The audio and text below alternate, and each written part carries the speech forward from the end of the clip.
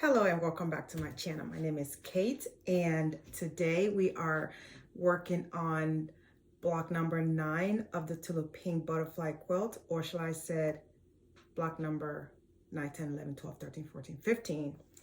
And so we are working on the HST that consists of 136 to be exact.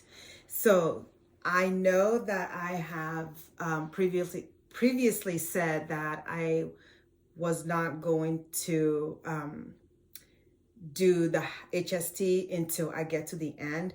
Well, I changed my mind. Well, a girl can change your mind, right?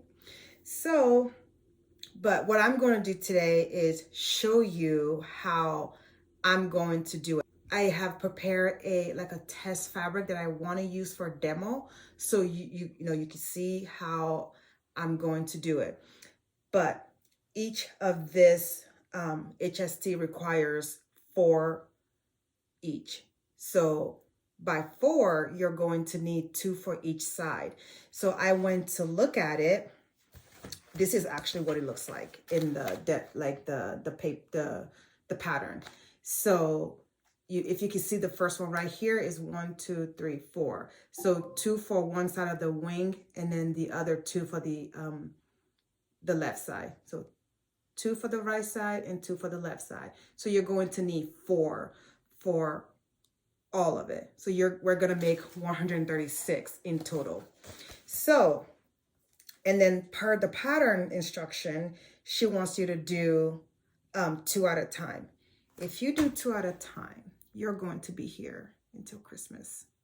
So that being said, I'm going to do 4 at a time, so that way I know that I am only cutting the background fabric 70 times, and then I'm going to cut from each color that's suggested 70 times. So that way I'm going to have 136 at the end, because there's always, everybody has a way of doing things, but there's always a different way that you can do something and still reach the same result. And that's what I'm doing.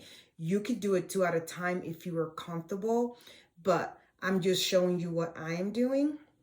So that being said, I have prepared this fabrics that I'm going to use, and I'm going to show you what I'm talking about, so I don't feel like I'm like talking to myself and you guys are like, what is she talking about?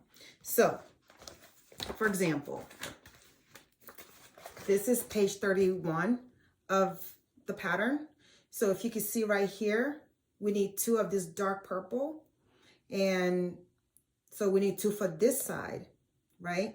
That means we're going to need 2 for the other side.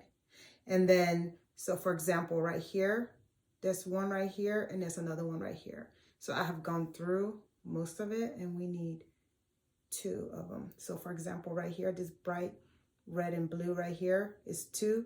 We're going to need 4. So each one of them, we're going to need 2 for one side and 2 for the other side.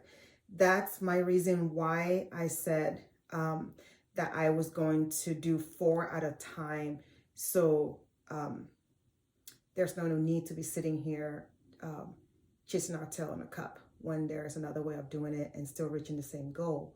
So there you go. I have prepared my fabrics right here, and let me show you what I'm doing.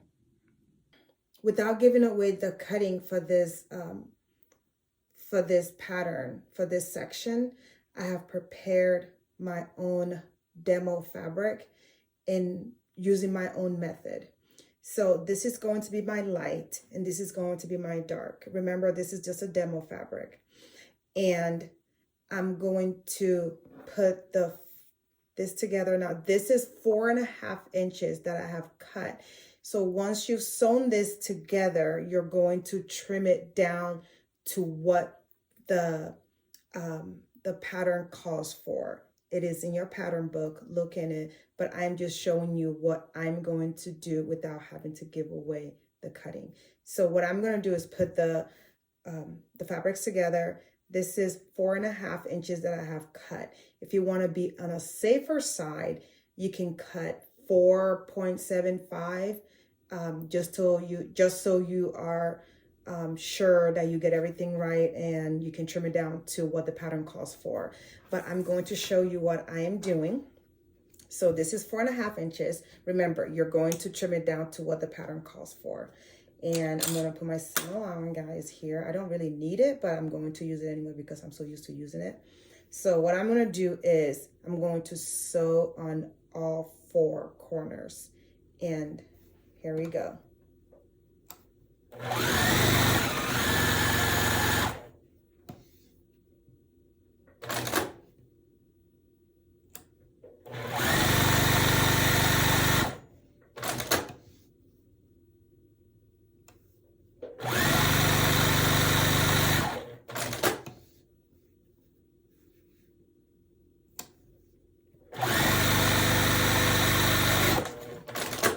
Okay, all 4 corners are stitched. Okay, I'm not even going to press it open. Press it flat. I'm just going to put it right here, right? Like that. Let me get my ruler here, and I have my rotary cutter. And so, like this,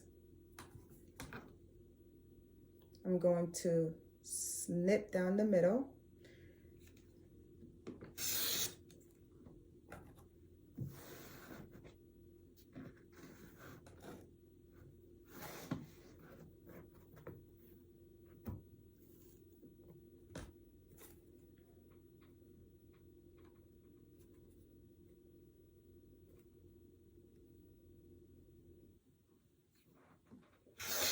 And then cut. And there you go. You have your 4 half square triangle, which is better known as HST. This is 1, 2, 3, and 4 HSTs. Just like that. You're only sewing 1 time, and that's all.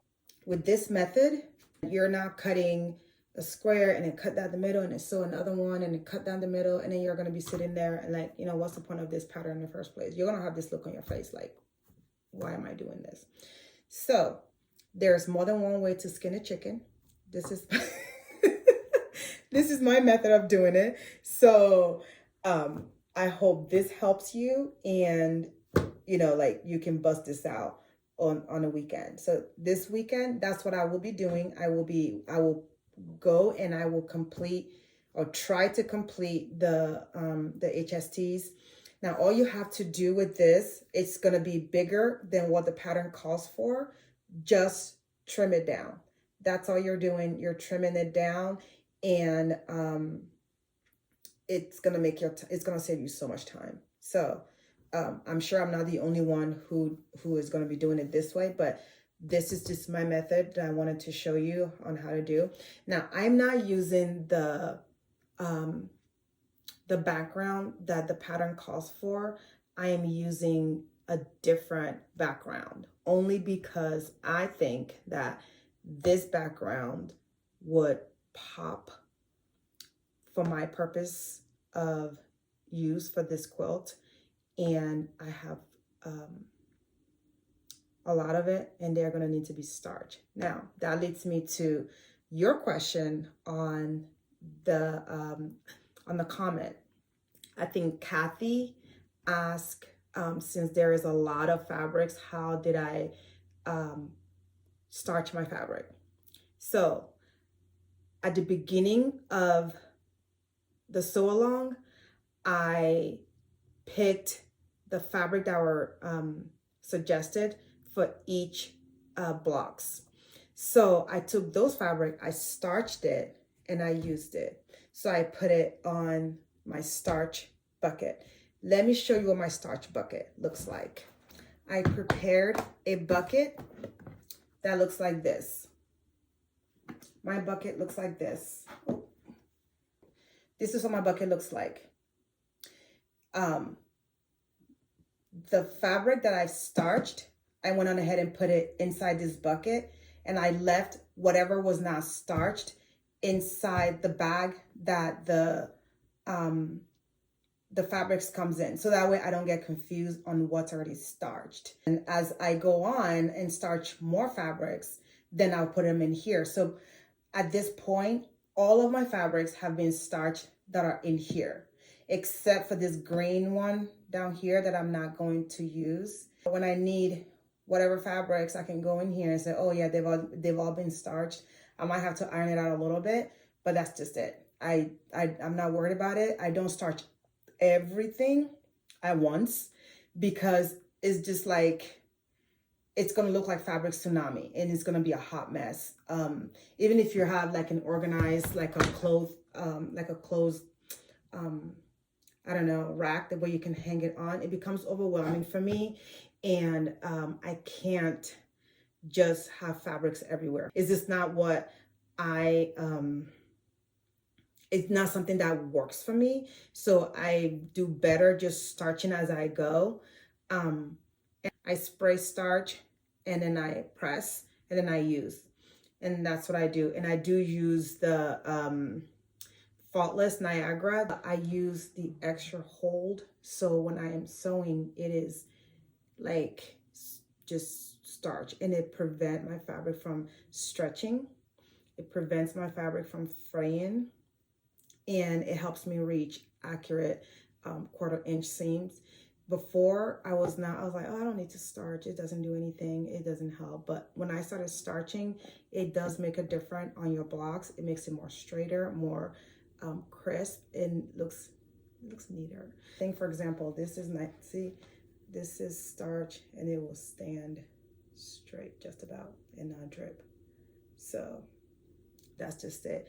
And then the other question that I got was, I'm going to use the overhead camera so I can show you how I starch my fabric. Now, this is going to be my background for this quilt. I just cut out a yard of it that I'm going to use for the HST to kind of demo how I starch. And so this is the starch that I use. I use the Faultless Premium Luxe Finished. Oh, it's glaring, I'm so sorry. So I don't do anything special. I just shake it a little bit. I just kind of spray my fabric. I spray all over. I don't put anything under, a towel or anything. I just spray.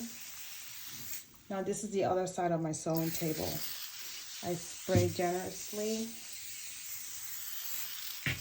Fold it over, spray some more. Since this is, and you can see it shrinking. It shrinks. You can literally see it on the screen, shrinking. So what I do is I fold it on the other side, because this is a yard. It's, if it was a fat quarter, it would be a breeze.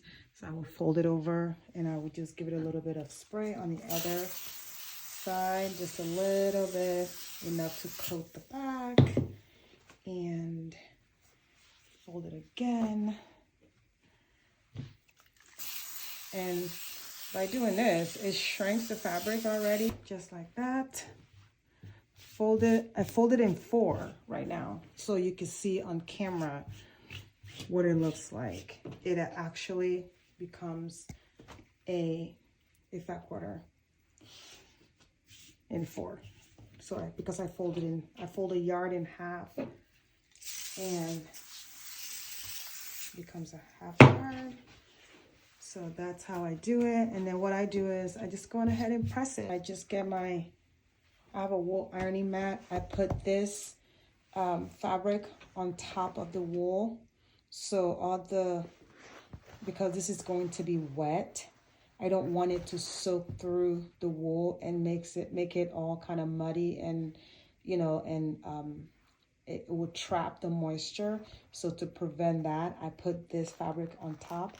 And this is a flannel. It's a little bit more thicker than a regular cotton, so it absorbs the moisture, and I don't have to worry about my wool pressing mat being dingy or anything. I will put this on top like that so you can see And then if I feel like I need more, and I would just spread. What I would do is get my iron, and for this part, I'm not pressing. I am literally like going to iron this straight and to the point where the starch is completely dry. So here's my iron. I'm just going to press it because this is not a block. It doesn't matter if it stretches or not. For me, I've been doing this for a really long time. And if it's gonna stretch now, you might as well just let it stretch. It's not your block versus trying to make your block and then it stretches. So if you're gonna press, this is the time to make sure everything is pressed dry. And so, and then I will flip it over,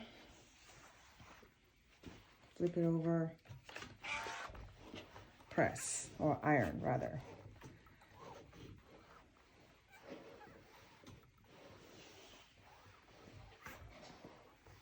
If you have a small space, and for example, you may have like a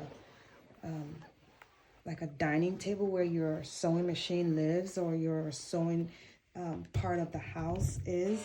This is a good method to just kind of you know, starch spray as you need, so you don't have fabric everywhere in the house, or you know, to the point where it overwhelms you because, oh my gosh, I have all this fabric everywhere. Now I have to sew. If you take out what you need and then, you know, starch and iron, and then cut your